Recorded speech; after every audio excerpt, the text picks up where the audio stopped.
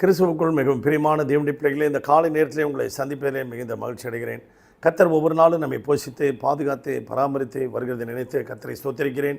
சென்னையில் வேளச்சேரியில் உள்ள ஏலிமேஜி சபை வழங்கும் அனுதினம் மன்னா ஆண்டவராகிய இயேசு கிறிஸ்து அனுதினமும் 5 நிமிடம் உங்களோடும் இந்த நாளிலும் தியானத்துக்கு எடுத்துக்கொண்ட வேத வசனம் பிரியமான தேவனுடைய பிள்ளைகளே, பிலிப்பியர் 3ஆம் அதிகாரத்திலே 14வது வசனம். கிறிஸ்து இயேசுவுக்குள் தேவன் அழைத்த பரம அழைப்பின் பந்தய பொருளுக்காக லக்கை நோக்கி நான் தொடர்கிறேன்.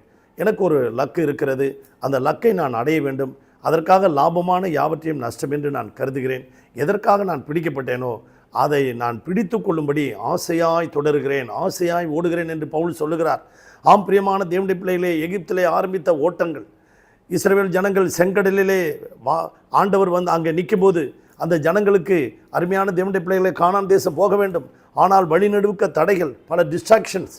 அருமையான தேவனுடைய பிள்ளைகளை, செங்கடல் ஒரு தடையாக இருந்தது, யோர்தான் ஒரு தடையாக இருந்தது, எரிகோ ஒரு தடையாக இருந்தது, வழியில் நிறைய இச்சைகள், இவைகளுக்கெல்லாம் ஆளாகி அநேகர் விழுந்து போய்விட்டார்கள். அன்பு தேவனுடைய பிள்ளைகளே, இந்த கால வேளையில் நீங்களும் நானும் ஒரு லக்கை நோக்கி அந்த பையூர்லேருந்து பொய்யூருக்கு வந்திருக்கிறோம். பொய்யூர்லேருந்து ஒரு மெய்யூருக்கு போகணும், அந்த பரம கானானுக்கு போக வேண்டும். நீங்களும் நானும் ஆயத்தமாக இருக்கிறோமா? ஒரு ஊரில் ஒரு ராஜாவுக்கு கடவுள் தரிசனமானார். போகும்போது, ஐயா கடவுளே ரொம்ப நன்றி, எனக்கு தரிசனமாகிருக்கீங்களே, ரொம்ப சந்தோஷம் அப்படின்னாரா. ஆண்டவரே கடவுளே, நாங்கள் எனக்கு நீங்கள் தரிசனமான தேவன், எங்கள் ஊரில் இருக்கிறம்மா எல்லா மக்களுக்கும் நீங்கள் தரிசனமாகணும், எங்கள் மக்களெல்லாம் நான் அழைச்சிட்டு வரட்டுமா? அப்போ கடவுள் சொன்னாரா, அழைச்சிட்டு வா, நான் அந்த மலை உச்சியில் இருக்கிறேன், நீ எல்லாரையும் அழைச்சிட்டு வரியா? போய் ராஜா தண்டோரா போட்டு எல்லா மக்களும் என் பின்னால் வாங்க, கடவுளை நான் பார்த்தேன், கடவுளை தரிசனமானா அவர் நமக்கு எல்லாவற்றையும் தருவார் அப்படின்னு சொல்லி எல்லா மக்களும் வந்துக்கிட்டு இருக்காங்க. வந்துக்கிட்டு இருக்க நேரத்தில் ராஜா பின்னால் எல்லா மக்களும் போயிட்டுருக்காங்க, ராணி எல்லாம் வந்துக்கிட்டு இருக்காங்க. அப்பொழுது அருமையான தேவனுடைய பிள்ளைகளே, திடீரென்று பார்த்தா வழியில் நிறைய பித்தளை காசு. அந்த பித்தளை காசை பார்த்தோன்னே ஒரு கூட்டம் நின்று போய், ஐயோ நமக்கு பித்தளை காசு கிடைச்சிருச்சு, நமக்கு இனிமேல் வேண்டாம், ராஜா கடவுள்லாம் வேண்டாம் அப்படின்னு சொல்லி என்ன செஞ்சுட்டாங்க, பித்தளை காசு அள்ளிட்டு ஒரு கூட்டம் போயிடுச்சு. இன்னும் கொஞ்சம் தூரம் தள்ளி போனோடனே இன்னொரு கூட்டம், அங்கே ஒரு வெள்ளி காசுகள்லாம் நிறைய இருந்தது. ஐயோ ராஜா கடவுளெல்லாம் வேண்டாம், எனக்கு இந்த வெள்ளி காசு போகிறோம் அப்படின்னு சொல்லி அந்த வெள்ளி காசு அள்ளிக்கிட்டு போயிட்டாங்க. இன்னும் கொஞ்சம் தூரம் போனால் அங்கே தங்க காசு இருந்தது. ராணி மற்ற கொஞ்சம் இருந்த ஜனங்களும் சேர்ந்து என்ன சொன்னாங்க, ராஜா கடவுள்லாம் எனக்கு வேண்டாம், எங்களுக்கு இந்த தங்க காசு போகிறோம் அப்படின்னு அந்த கூட்டம், ராணி மற்ற எல்லாருமே என்ன செஞ்சிட்டாங்க, தங்க காசு அள்ளிட்டு போயிட்டாங்க. கடைசியில் ராஜா மட்டும்தான் போனார். அந்த மலை உச்சிக்கு கடவுள்கிட்ட போய் கேட்டார், கடவுள்கிட்ட போய் பார்த்தார், கடவுளை பார்த்தார். கடவுள் அவருக்கு தரிசனமானார்.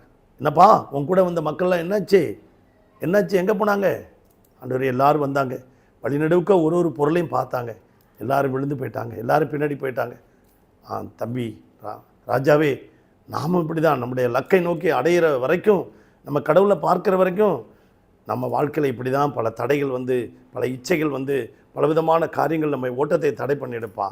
அன்பு தேவனுடைய பிள்ளைகளே, இந்த சத்தத்தை கேட்டுக்கொண்டிருக்க அன்பு தேவனுடைய பிள்ளைகளே, 2 ராஜாக்களின் புத்தகம் அங்கே 5ஆம் அதிகாரத்திலே கேயாசினுடைய ஓட்டம் தடைப்பட்டு போய்விட்டது. கேயாசி அந்த எலிசாவுக்கு பிறகு 2 மடங்கு 3 மடங்கு ஆசீர்வாதத்தை பெற்றிருக்க வேண்டும்.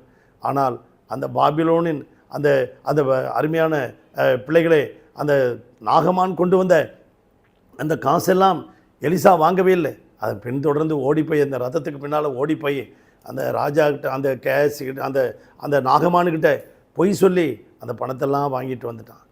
அவனுடைய ஓட்டம் தடைப்பட்டு போயிடுச்சு. எலிசாக்கிட்ட பொய் சொல்லிட்டான். நீ எங்கே போனேன்னு சொன்னபோது, நான் எனக்கு மாதிரி இந்த விருந்து வந்தது, அங்கே விருந்தாளி வந்தாங்க, அவங்கள பார்க்க போயிட்டான் அப்படின்னா, நீ கேயாசி அந்த நாகமானோட போயிட்டு வந்தது எனக்கு தெரியாதா? உன் பணம் உன்னோட நாசமாக போக கிடவுது அப்படின்னு சொல்லி, நாகமானை பிடித்த குஷ்டரோகம் உன்னையும் பிடிக்க கிடவுது என்று சொன்னார். அன்பு தேவனுடைய பிள்ளைகளே, அப்படியாக யோசுவாவின் புத்தகம் அங்கே 7ஆம் அதிகாரத்திலே அந்த யோசுவாவின் ஓட்டம் ஓடிக்கொண்டே இருக்கிற நேரத்தில் அந்த ஓட்டத்தை தடை பண்ணுவதற்கு அந்த கூட்டத்தில் ஒருத்தன் பாவம் செஞ்சுட்டான். ஆகான் என்பவன் பாபிலோனுடைய சால்வையும் தங்க கட்டிகளையும் இச்சித்து தன்னுடைய கூடாரத்தில் போய் புதைச்சி போட்டான். அதனால் யோசுவாவினுடைய டீம் தடைப்பட்டு போய்விட்டது.